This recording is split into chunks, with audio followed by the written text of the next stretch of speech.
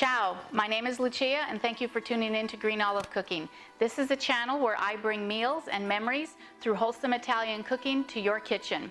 And don't forget to hit the subscribe button and the notification. That's my way of letting you know that I have a new recipe for you. So today I'm going to make traditional pesto. And I'm actually making it in a mortar and pestle that they use in Italy. This is a very traditional one with the marble. I don't do it in the blender. I find that it doesn't come as creamy. So if you don't have a mortar and pestle, that's okay. You can do it in the blender. The ingredients are still the same, the amounts, but I'm going to show you traditionally how it is done. And maybe after you see me do it, you might want to think about investing in one of these and doing it this way yourself.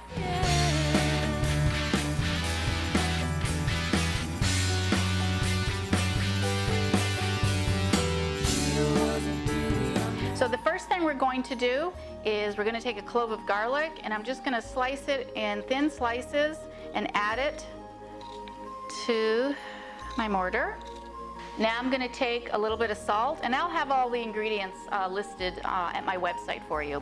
And I'm going to take and just kind of grind the salt into the garlic to make a paste. Okay. Now that my garlic is all paste-like, I'm ready for my pine nuts. Now the pine nuts, you can either toast them or not toast them, it doesn't matter, it's up to you. And I'm just going to add about half and just get those going, and then I'm going to add the other half.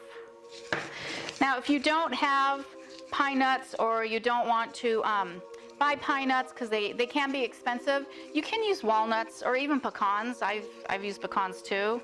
It's not a true pesto, don't let an Italian know, but you can get away with it. And you just want to keep working this until all the nuts are smooth like a paste. And one thing when you're doing it this way, you don't pound down to break, you actually move it around and let the marble break up the pine nuts. Now at this point we're ready for our basil, and we probably need about 40-ish leaves. And so when you cut your basil leaves, there is a way to cut your plant so you can continue with more growth.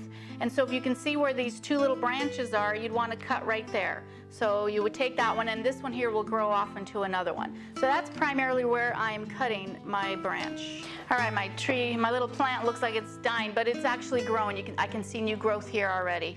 So now it's really important that when you do make the pesto, you use small tender leaves, not the big large ones. So that's why it's better when it comes from a plant as opposed to the ones that you buy already in the store, because those are usually larger leaves and they don't work as well. So now we're just gonna put the leaves in here a little at a time. Keep the stems out.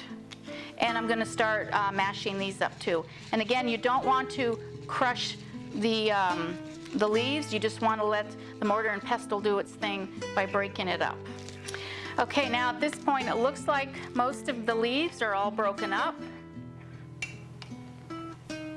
It's got this great aroma and it's nice and pasty, thick.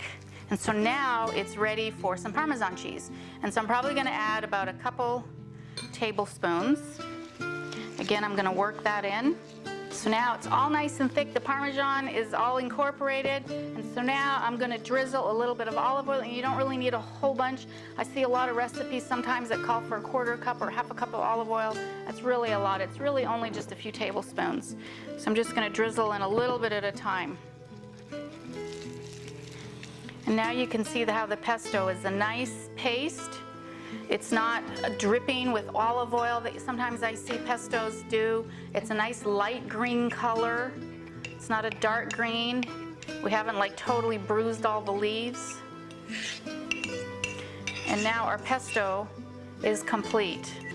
So now that our pesto is done, we can just take it out of here and add it into our bowl. You can see how nice and thick it is. So at this point, if you're going to be doing it with pasta, add a little bit of the pasta water just to kind of thin it up and throw it into your fettuccine. If you want to put it on a breast of chicken, you can just smear it on the breast of chicken. It is very flavorful. Try making pesto from scratch. You are going to love it. So for more cooking videos, just go ahead and click on this icon and I'll check you in the next video. Ciao, ci vediamo dopo.